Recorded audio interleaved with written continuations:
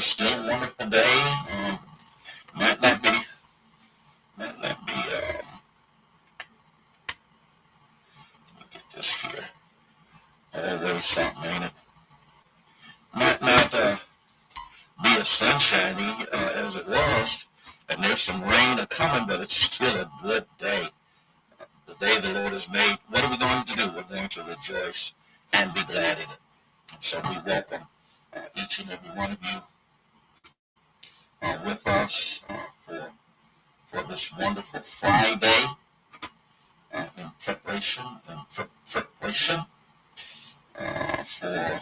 fantastically loving weekend, and we are going to give God glory and praise for what He has, is, and shall do. So we welcome you, one and all, to this moment, to this opportunity, to this hour. Minister Sarah Jenkins, bless your heart for being here, and we're grateful for those of you who are signing on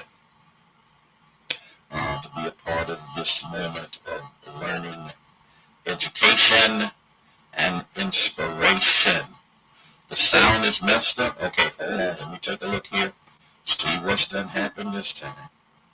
You know, it's always something. And audio. No, it should be good. Let me see. Testing. Let me know.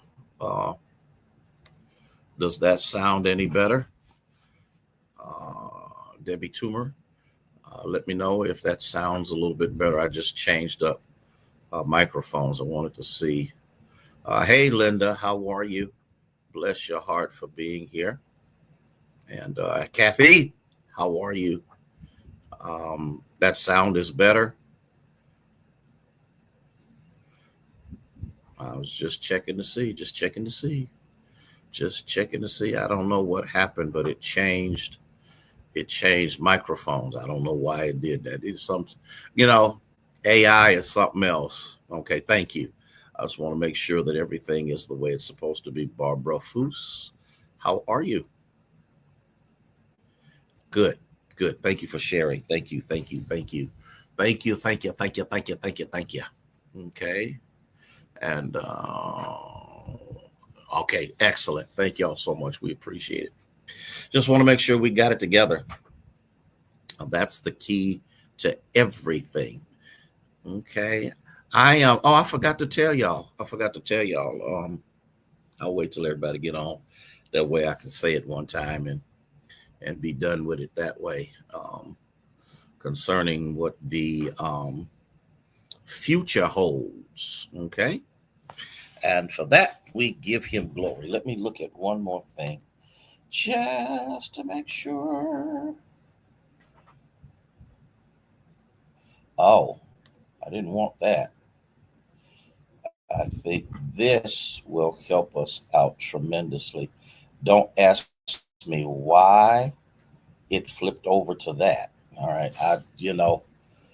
Oh, mercy me. Hey, Denise, how are you? Bless your heart. And for that, we are overwhelmingly grateful. So please share as others have. If you would be kind enough to do that, that would be absolutely wonderful. If you would do that, and then that way we can proceed from there. I'm going to try something, and I want you to tell me if there's a difference, Timothy, in the sound. I'm going to try something because this should have did better than this. Now, let me know if the sound got any better or if it got any worse. I just wanted to try something and experiment with something to see if it got any better or got any worse. And we'll go from there. So again, I know it's Friday, and I know I changed the time, which will throw quite a few people off. Okay, that's not good. Okay, that's what I needed to know. Distorted. Why is it doing that? testing. Let me see now. Let me know if it's still distorted. Let me know if it's still distorted. Hey, Carol, how are you? Sound is still jacked up. All right, gotcha. I know exactly what to do. I don't know why it did that. I'm going to go back to this, and then we will be just fine, okay? So, with that being said, we should be well. Laverne, how are you? How are you coming along? And we are thankful and grateful. Is it still distorted? That's better. No, it doesn't sound. It still doesn't sound good. Okay, hold on. Let me take a look and see if I can figure this out. Okay, and go from there. Now, listen. I need us to know. I need us to recognize, and I need us to understand that if we're going to overcome these strongholds, if we are going to overcome these things that are holding us back and controlling us, and we don't even know we're being controlled. That's the amazing thing about it. We have to learn and we have to grasp because in the midst of all of this, Chaplain Hearns, what you have to come to terms with is that just like we talked about Moses, we talked about him going through rejection. We talked about how his own rejected him, the kingdom that he was raised in rejected him. And in the midst of all of this, hey, Gladys, how are you? In the midst of all of this, he carried that rejection with him over 40 years. Pee Wee, good morning to you. Hope you're holding it down in the capital city. And praying for your husband as well, that his recovery is complete. And so in the midst of this, he struggled with it. Then when his time came for him to step up, he couldn't do it. Sister Thomas, bless your heart for being here. How you coming along? You know, I got to check up on you. And in the midst of that, he came up with excuses. And so God had to show him something. And the truth of the matter is, Moses didn't even know he was carrying the baggage. Hey, Tom, how are you? Moses didn't have a clue that he was crippled. Ooh, there's nothing worse than not knowing you're crippled. And so God showed him through the use of the staff. Okay. No, I had to come on. I had to come on early. I got to go to a meeting at 12 noon. So that's the reason why I came on early. I didn't want to come on after the meeting because I didn't know how long this thing was going to last. And so God said, throw the rod down, threw it down, turned into a snake, scared him to death. He picks the snake back up according to the directions and instructions that God had given him, and it turned back into the staff again. What does that say? God's not going to give you anything new. He's going to teach you how to work with what he's already given you. Oh my gosh. Oh my gosh. Oh my gosh. Oh my gosh. He is not going to give you anything new. He's going to teach you how to work with what he's already given you. Okay. And so if you want to overcome these things, if you want to overcome the strongholds and you feel like cutting somebody, shooting somebody, cussing somebody out, if you feel like drinking and all of that other kind of stuff, okay, what you have to remember and what you have to see is that none of those things will solve your problems. None of those things will help you to overcome. None of those things will enable you to be more powerful. The key to victory is to acknowledge and address the root that lies and tricks you into believing that you are less than what God created you to be. I believe that one of the biggest strongholds in society, and especially among our young people, number one, is the destruction of the family. Because when you have a solid family, Lavonda, when you have a solid family, self-worth and self-esteem is established in that unit. I could talk about that because the enemy understood that if he could dismantle the family, everything else would be a piece of cake. He understands that if he can get people out of place, he can put other things in place that will never allow you to be in the place that God has created you to be. He understands that clearly. And so in the midst of dysfunctional families, in the midst of not what we call holistic families, in the midst of bits and pieces missing from the family, he understands clearly that because there is something that is missing. Sister Rains, bless your heart. Thank you so much for being here, because there are pieces missing. There is reinforcement missing. There is stability missing. And I'm not saying that a man or a woman cannot raise children. That's not what I'm talking about. But what you have to remember is God designed for things to be done according to his will and his way. And the enemy knew that if I can destroy that, I can destroy them. And not only will I be able to destroy them, I'll be able to destroy generations after them. I'll infuse them with self-esteem issues. I'll infuse them with a lack of love. I'll infuse them with a lack of direction and understanding. And by doing so, when the time comes for them to step into their destiny, when the time comes for them to become what I have created them to be, they'll come up with excuses.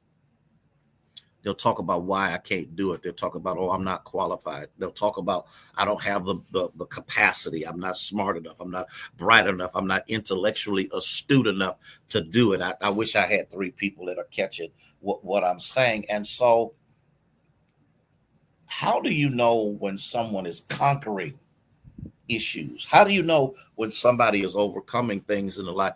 All you have to do is look at how they react to things.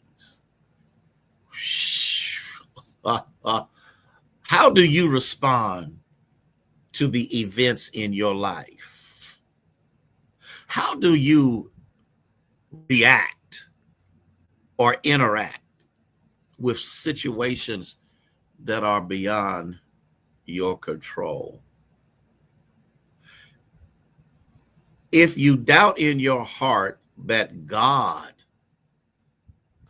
can use you because you have predetermined you're not usable, if you made it up in your mind and rectified to yourself that I can never be used by God, you will miss out on one of the most powerful activities of God in your life. When you convince yourself that you are less than what God created you to be, and you are never delivered from those things that hold you hostage, you will remain in prison the rest of your life. And here's the thing, Lavonda. You can have 2 parents in the home and the kids still go crazy. Can I talk? I did. But what we have to understand, oh God, Lord, help me to teach this.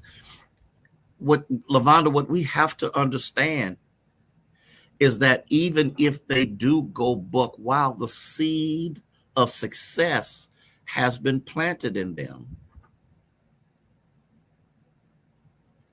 But it's difficult for a parent to plant a seed they don't have. The seed of success is planted. I think it's biblical. If you train up a child in the way they should go, even though they may depart from it, they'll come back to it. Why? Because you've planted the seed.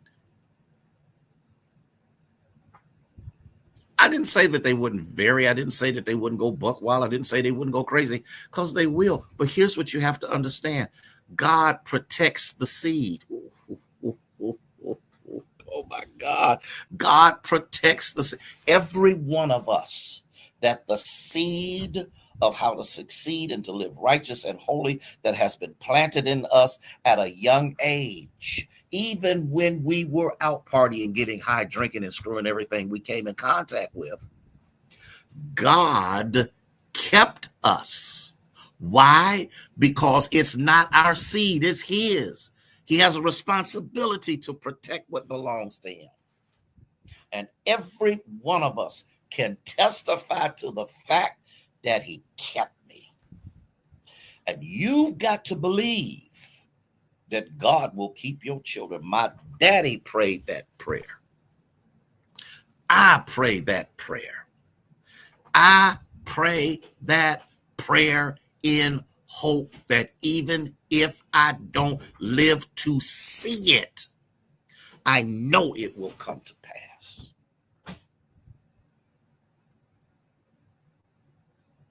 God is the one who is able to tear down your emotional stronghold if you will let him. I want you to get this. Don't pray in doubt, but pray believing, and don't pay attention to what you see. Because if you pay attention to what you see, you'll never believe God for what he knows. Oh, God. Lord, have mercy. I'm about to shout on that one right there. You've got to know this. Listen, I got to go. What was I going to tell you? Oh, my knee. I go in Wednesday for a scope. They're going to do some stuff with the knee. And then I'll have to stay inactive. I can't really do everything I want to do while it heals up and everything. And that will make the determination as to whether in 6 months from now that I have a total knee replacement done in 6 months. It is what it is.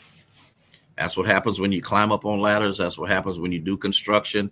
That's what happens when you're always repairing stuff and doing whatever. Somewhere along the line, it catches up to you. Man, that's what it is. Thank be to God. I bless the Lord for repaired parts. Spare parts, I thank God for the ability to be able to move on. Listen, love you with the love of Jesus, who is the Christ. Please be safe. Please be careful. There's some bad storms that are on the way. So whatever running around you got to do, get it done before the rain shows up. Love y'all with the love of Jesus, who is the Christ. Have a fantabulous weekend. Don't forget, the faith walk is not tomorrow. It's going to rain. It's been moved to the 19th of July. Registration is at 8. We start walking at 9. We moved the time up so we wouldn't interfere with what Daryl Jones and those are doing when it comes to the baptism at Northside Pool. Look, y'all be blessed and enjoy your weekend. May God bless you.